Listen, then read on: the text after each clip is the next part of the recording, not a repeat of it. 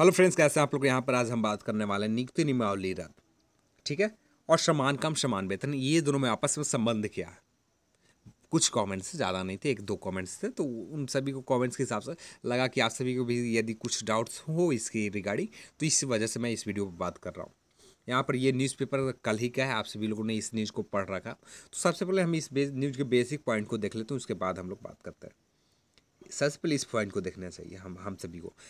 अब शिक्षा विभाग में हाई कोर्ट के फैसले के खिलाफ अगले सप्ताह सुप्रीम कोर्ट जाने की तैयारी में, और सुप्रीम कोर्ट के फैसले से राज्य सरकार के पक्ष में रहने पर नियमावली वापस हो सकेंगे। और अब सुप्रीम कोर्ट के फैसले के बाद ही यह तय हो पाएगा कि अभ्यर्थियों को बहाली जल्द होगी या फिर इंतजार करना होगा।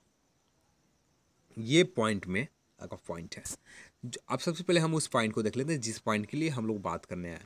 नियुक्ति नियमावली रद्द होना और समान काम समान वेतन पर क्या संबंध है। जितने भी नियोजित शिक्षक हैं, ठीक है, आप बहुत सारे नियोजित शिक्षक हैं, सब 3 लाख 3.5 लाख से ऊपर नियोजित शिक्षक हैं। सभी नियोजित शिक्षक एक एग्रीमेंट पर साइन करते हैं। जब उनका नियोजन होता है उस समय एक एग्रीमेंट पर साइन करते हैं। जो वेतन मिल रहा है, जो हमको काम मिल रहा है, उस काम को पूरी तरह से हम लोग उस एग्रीमेंट पर साइन करते हैं और कहते हैं कि मैं इस चीज़ को पालन करूँगा, ठीक है। वहाँ पर बेसिक तौर पर यही लिखा रहता। तो अभी जो नियोजित का नियमावली है, इनका नियुक्ति की नियमावली है, अब उसी के विरुद्ध हाई कोर्ट में याचिका दायर किए जाते हैं, ठीक है।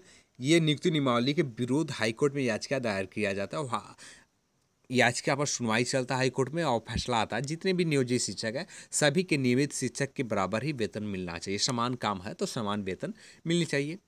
अब इसके बाद जो हमारी गवर्नमेंट है इस बात को मानने को तैयार नहीं, और सिंपल सी बात है, गवर्नमेंट के पास भी पैसे नहीं है, ठीक है। यदि पैसे होते तो वो आसानी से मान सकती थी, पर अभी भी है या नहीं तो ये लोग, हम तो इतना नहीं जानते, पर उम्मीद जो दिखता है उसके हिसाब से पैसे तो गवर्नमेंट के पास है नहीं। तो इनकी जो मांगे हैं तो इनका मांग बहुत आसानी से पूरा नहीं करेगी। अब इस चीज़ को लंबा खींचने के लिए अब हमारी गवर्नमेंट सुप्रीम कोर्ट जाएगी। अब सुप्रीम कोर्ट में कम से कम 2 साल आसानी से लग जाएंगे, 1 साल से 2 साल आसानी से लग जाएंगे। या 2018 2019 आप मान के चलें, यहाँ पर नियोजन नहीं होने वाला। हाँ, यहाँ पर यदि कोई बीच का रास्ता निकलता है, जैसे आपका जो नियोजन हो रहा है, नियोजन की जगह आपका नियुक्ति हो जाए, जितने भी 2017 के टेट पास है, तो आपको यहाँ पर बीच के रास्ता के हिसाब से निकल सकते हैं आप आगे। पर यहाँ बहुत कम चांसेस है, इतना दबाव नहीं झेल पाएगी गवर्नमेंट। और यहाँ पर जो देखा जाए तो आपको बहुत दिन इंतज़ार करना होगा। जब तक सुप्रीम कोर्ट के इस पर सुनवाई का फैसला नहीं आता तब तक आपको बहुत वेट करना होगा। जितने भी बहुत सारे कमेंट है, तो कब तक नियोजन होगा, तो कब तक नियोजन, अब ये आप मत सोचिए, बस आप इतना ही सोचिए, जो सुप्रीम कोर्ट है, आप पहले ही दौर में, पहले ही चरण में सुप्रीम कोर्ट बिहार गवर्नमेंट की याचिका खारिज कर दे, या पहले ही चरण में तेज़ी से सुनवाई कर, चाहे नियोजित शिक्षा के फेवर में फैसला है या बिहार गवर्नमेंट के फेवर में फैसला, दोनों में से जितना जल्दी आएगा आपका सुनवाई के बाद फैसले, उतना ही आपका बेहतर होगा। यदि नियोजित शिक्षक के तरफ फैसले आते हैं तो भी आपको इंतज़ार थोड़ा लंबा हो जाएगा। सबसे पहले इन लोगों को जो वेतन है नए हिसाब से दिए जाएंगे, और जो गवर्नमेंट के सीधा बात होगा, अभी इतना पैसा नहीं है कि जो नए शिक्षक की बहाली की जाए। तो आप सभी को बहुत इंतज़ार लंबा होने वाला। अब देखते हैं क्या होता है आगे। और जितने भी टेट पास शिक्षक हैं, सॉरी, टेट पास कैंडिडेट है, सभी लोग, उम्मीद करता हूँ आप सभी लोग धैर्य से काम लीजिए।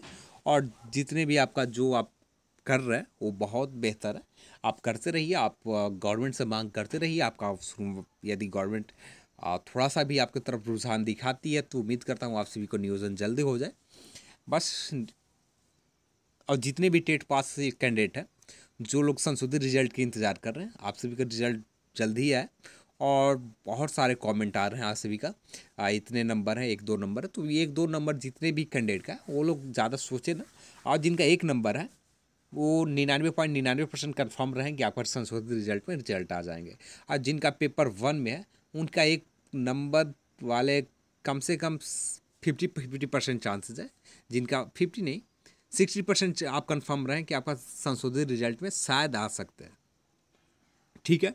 पेपर 1 में यदि नए प्रश्न गलत निकलते हैं तो आपको पूरा कंफर्म चांसेस रहेगा पेपर वन में, पर ऐसे बहुत कम चांसेस हैं। 8 प्रश्न गलत है और जो भी सभी के रिजल्ट बने हैं पेपर वन, मैक्सिमम कैंडिडेट का वहाँ पर प्रश्न घटा दिए गए। कुछ ही कैंडिडेट है जिनका 150 पर ही बना है। तो देखते हैं क्या होता है। आप सभी को कुछ दिन वेट करना होगा। जब तक संशोधित आंसर की नहीं आता तब तक आपको वेट करनी होगी। आप हम सभी अभी इधर कैलकुलेशन करने पर कोई फ़ायदा नहीं है, कोई बेनिफिट नहीं है जब तक पूरा क्लियर नहीं हो जाता। संशोधित आंसर की आ जाते हैं, उसके बाद हम लोग के सामने क्लियर हो जाएंगे कितने प्रश्न बोर्ड के हिसाब से गलत हुए और जो नए ऑब्जेक्शन हुए उसमें क्या गलत हुए, वो सारे क्लियर हो जाएगा। उसके बाद हम लोग बात करेंगे कि आपका संशोधित रिजल्ट कितना के आसपास रहेंगे, कितने नंबर वाले कैंडिडेट तक पास हो सकते हैं पेपर 2 में और कितने नंबर मार्क्स वाले कैंडिडेट पेपर 1 में पास कर सकते हैं, कम मार्क्स वाले। ठीक है, अभी इस पर बताना बहुत मुश्किल हो रहा है। तो आज की वीडियो में बस इतना ही। इस वीडियो को देखने के लिए आप सभी बहुत बहुत धन्यवाद। यदि आप हमारे चैनल पर नए हैं तो इस चैनल को सब्सक्राइब कर लीजिए और साथ में बेल आइकन पर क्लिक कर दीजिए, जिससे आपको मेरे वीडियो को नोटिफिकेशन आपको मिलते रहे। तो आज की वीडियो में बस इतना ही। इस वीडियो को देखने के लिए आप सभी को बहुत बहुत धन्यवाद। जय हिंद, जय भारत।